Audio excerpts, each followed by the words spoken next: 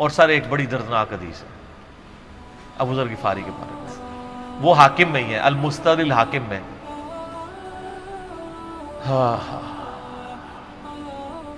غزوہ تبوک آپ کو پتا ہے ایک ایسا غزوہ تھا جس میں جو شرکت نہیں کرے گا وہ منافق ڈکلیئر ہوگا، قرآن میں فتویٰ آ گیا تھا۔ اس سے پہلے کبھی نفیر عام نہیں تھی، یہ پہلا اور آخری موقع تھا، کیونکہ رومن امپائر سے ٹکرانا تھا، سپر پاور تھی دنیا کی، 1.5 لاکھ کی فوج لے کے کیسرے روم بارڈر پہ آ گیا تھا عرب کے۔ تو نبی علیہ السلام نے اناؤنسمنٹ کی کہ بھئی اب سب نے جانا ہے، جو نہیں جائے گا منافق شمار ہوگا، الا یہ کہ کسی کے پاس ریسورسز نہ ہو، یا کوئی مریض ہو، یا کوئی عورت ہو، یا کوئی معذور ہو۔ منافقین آگے بہانے کر رہے تھے، کچھ سادہ لوگ مسلمان بھی اس کا حصہ بن گئے۔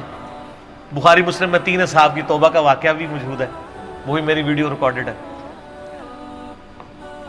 تو کعب بن مالک کی رضی اللہ تعالیٰ عنہ علیہ السلام، تو کچھ لوگ جو ہے وہ یعنی اپنے ان معاملات کی وجہ سے کچھ پیچھے بھی رہ گئے۔ تو المستدرک الحاکم میں آتا ہے کہ صحابہ کرام کہتے ہیں کہ ہم نبی علیہ السلام کے ساتھ سفر پہ نکلے نا جب، تو نبی علیہ السلام کو آ کے کوئی بتاتا تھا، کہتا تھا یا رسول اللہ وہ جو فلاں بندہ تھا نا وہ بھی کوئی نہیں آیا، پیچھے رہ گئے۔ تو آپ علیہ السلام پرواہ نہیں کرتے تھے۔ پھر بتایا گیا یا رسول اللہ وہ بھی کوئی نہیں، یعنی جڑے نعرے مارتے سن اچے اچے، جدو ایتھے کسی دسایا جائے کہ سر وہ تہاڈا پکا جڑا یار ہے بیلی وہ بھی کوئی نہیں جے، تو حضور علیہ السلام کو لوگ نا فیڈ بیک دیتے یا رسول اللہ وہ بھی غائب ہے، وہ بھی نہیں آیا۔ اب 30,000 کے لشکر میں آپ نے کوئی ریکارڈ تو نہیں رکھا تھا، رجسٹر تھا، لیکن کدھر 30,000 بندوں میں کدھر کوئی رکھ سکتا ہے صاحب اس طرح، یا رسول اللہ وہ بھی رہ گیا وہ بھی۔ تو حضور علیہ السلام کہتے تھے ٹھیک، آپ فرماتے تھے اللہ چاہے گا تو آ جائے گا، نہیں آئے گا تو نہیں آئے۔ تو کسی نے کہا کہ وہ ابو ذر غفاری بھی پیچھے رہ گئے، آئے اور ابو ذر کو اس کے اونٹ نے روک لیا، اونٹ ہی نہیں اٹھ رہا تھا نا سر، وہ آپ کو گاڑی تو نہیں ہے نا جو سٹارٹ کر لیں گے آپ، اونٹ چلنے سے انکار کرتے کوئی کر سکتا ہے؟ اور سر سفر کتنا ہے؟ 700 کلومیٹر، 700 کلومیٹر کا ریگستانی سفر آج کے دور میں بھی کرنا مشکل ہے، سائیکل پہ نہیں آپ کر سکتے، پیدل تو آپ سوچ بھی نہیں سکتے، اونٹ کے بغیر کیسے ہو سکتا ہے، جس میں آپ کو اونٹ اس لیے بھی ضروری ہے کہ اس کے اوپر آپ نے سامان لادنا ہے، پانی نہیں راستے میں پینا، ریگستان میں تو کئی کلومیٹرز تک کچھ بھی نہیں ہوتا، بھوکے پیاسے مریں گے، پھر آپ قافلے سے بھی جدا ہیں۔ تو ابو ذر غفاری کوشش کرتے رہے کس طریقے اونٹ، اسی دوران قافلہ نکل گیا آگے، تو وہ اونٹ اٹھا ہی نہیں ہے، تو حضرت ابو ذر غفاری نے اپنا سامان اپنی پیٹھ پہ لاد لیا، پیدل چل پڑے ریگستانی سفر میں۔ حاکم کی روایت ہے کہ ہم نے دیکھا دور سے ایک اکیلا شخص آ رہا ہے جس کی پیٹھ کے اوپر بورا لدا ہوا ہے۔ تو نبی علیہ السلام کی آپ محبت دیکھیں، آپ نے فرمایا کہ تو ابو ذر ہو جا، یعنی جو آنے والا شخص ہے تو ابو ذر ہو، یعنی حضور نے خواہش کا اظہار کیا۔ آپ کو نظر تو نہیں آ رہا تھا یہ کون آ رہا ہے، آپ کی محبت، آپ کو پتا تھا ابو ذر غفاری نہیں رہ سکتا پیچھے۔ تو صحابہ کہتے ہیں آپ نے فرمایا تو ابو ذر ہو جا، تو صحابہ کہتے ہیں تھوڑی دیر بعد جب وہ قریب آئے تو ہم نے پہچان لیا ابو ذر غفاری ہیں۔ تو جب ہم نے پہچان لیا نا تو حضور علیہ السلام نے ان کے پہنچنے سے پہلے آپ نے فرمایا ابو ذر کو دیکھو اکیلا آ رہا ہے، اکیلے ہی دنیا سے جائے گا اور قیامت دن بھی اکیلا اٹھایا جائے گا۔ دنیا سے کیا کہہ رہے گے، صحیح بخاری میں آتا ہے کہ حضرت عثمان غنی رضی اللہ عنہ کے دور میں چکے، یہ اس حدیث کا بھی کچھ حصہ باقی ہے، میں بعد میں بیان کروں، پہلے میں اس کو کنکلوڈ کر لوں کہ صحیح بخاری میں آتا ہے کہ حضرت ابو ذر غفاری شام چلے گئے تھے، وہاں پہ چونکہ گورنر تھے حضرت معاویہ رضی اللہ تعالیٰ عنہ، وہ قرآن کی وہ جو سورہ توبہ کی آیات ہے نا کہ جو لوگ سونا اور چاندی جوڑ کے رکھتے ہیں یہ گرم کر کے ان کی پیٹھوں پہ، ان کے ماتھے کے اوپر لگایا جائے گا قیامت والے دن، تو وہ یہ آیت پڑھا کرتے تھے، اور حضرت معاویہ سے ان کا جھگڑا رہتا تھا کہ تم لوگ جو یہ مال جوڑ رہے ہو نا اور یہ اتنے خزانے تم لوگوں نے بنا لیے ہیں، یہ نبی علیہ السلام کی تعلیمات کے خلاف ہے۔ تو حضرت معاویہ کہتے تھے یہ تو اہل کتاب کے بارے میں آیات نازل ہوئی ہیں، تو وہ کہتے تھے نہیں، یہ سب کے بارے میں ہے۔ اب شرعی حکم یہ ہے کہ مال آپ جوڑ سکتے ہیں اگر آپ زکوٰۃ دے رہے ہیں، لیکن یہ پسندیدہ نہیں ہے، طریقہ نبوت یہ نہیں ہے۔ نبی علیہ السلام نہیں جوڑ سکتے تھے، پوری زندگی زکوٰۃ دینے کی نوبت نہیں آئی ہے، حالانکہ خمس ملتا تھا، خیرات کرتے تھے۔ ابو ذر غفاری کا جھگڑا یہ تھا کہ تم تو نبی کے اصحاب ہو، تم لوگوں کو یہ زیب ہی نہیں دیتا کہ تم لوگ اس طرح کے محلات میں رہو اور اس طرح مال جوڑو۔ تو اب چونکہ سینئر صحابی تھے، ان کو ہاتھ ڈالنا بھی آسان نہیں تھا، پھر نبی علیہ السلام نے فرمایا ہو کہ اس سے زیادہ سچا انسان ہی کوئی نہیں، تو حضرت معاویہ نے خط لکھا حضرت عثمان کو کہ جی اس بندے سے میری جان چھڑائیں نا، اس کو آپ واپس بلائیں۔ حضرت معاویہ نے جب خط لکھا تو حضرت عثمان نے ان کو کہا تم مدینہ شریف واپس آ جاؤ۔ مدینہ شریف جب یہ واپس آئے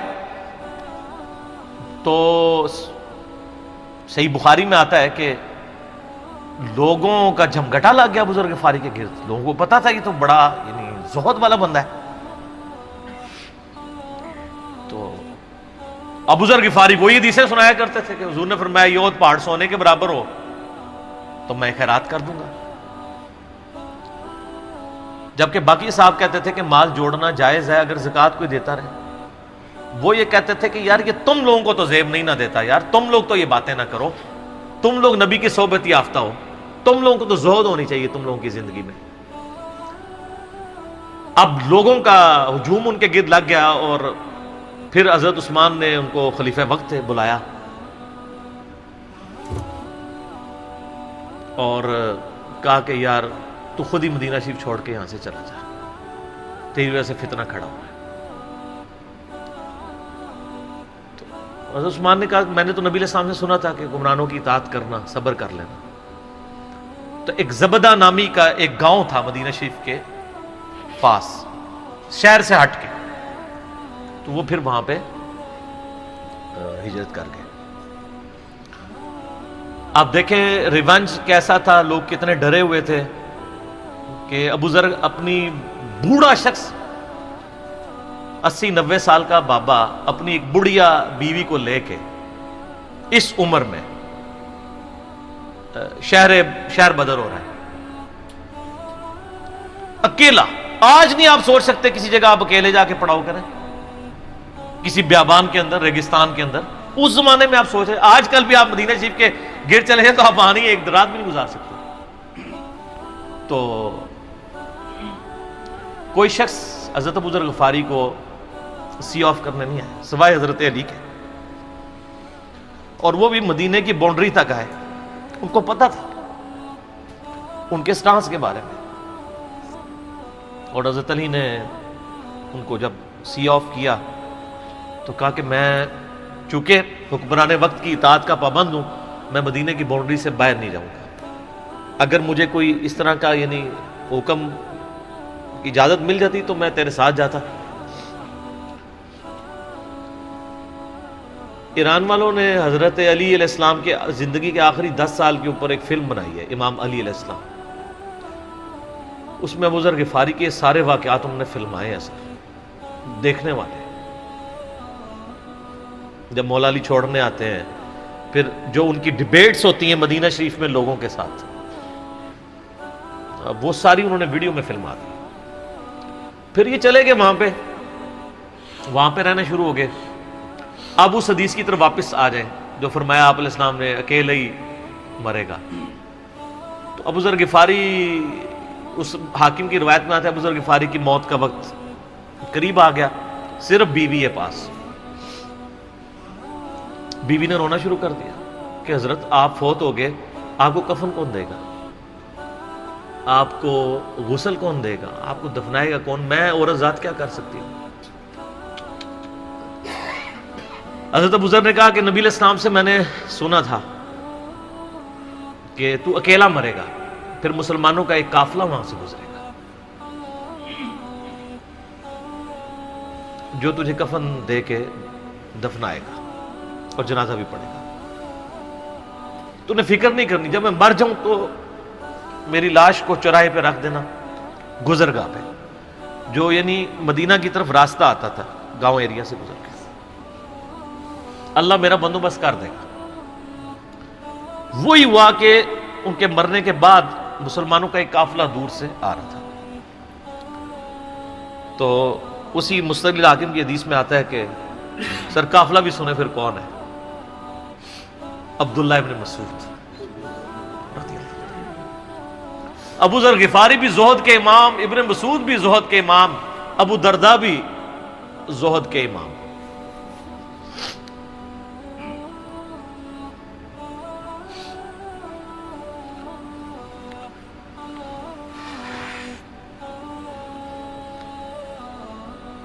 ابن مسعود رضی اللہ تعالیٰ عنہ جب وہاں پہ رکے، ان کو تو نہیں پتا تھا یہ کون ہے.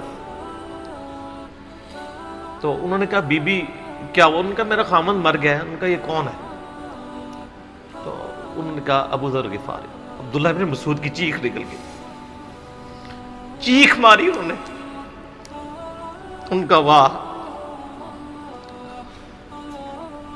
اللہ کے نبی نے فرمایا تھا کہ ابو ذر اکیلا آ رہا ہے تبوک کے موقع پہ، دنیا سے بھی اکیلا جائے گا، اور قیامت الدن بھی اکیلا اٹھایا جائے گا. یعنی اب اسی سرزمین سے ہی اس نے اٹھنا ہے نا، ہر بندے نے اپنی قبر سے اٹھنا ہے. یعنی وہ مسلمانوں کے قبرستان میں بھی دفن نہیں. ایک یہ جو مزار کی رٹ لگائے پھرتے ہیں، میں ان سے پوچھتا ہوں تمہارے بابوں کی کیا اوقات ہے؟ ابو ذر غفاری کا مزار دکھاؤ کدھر ہے.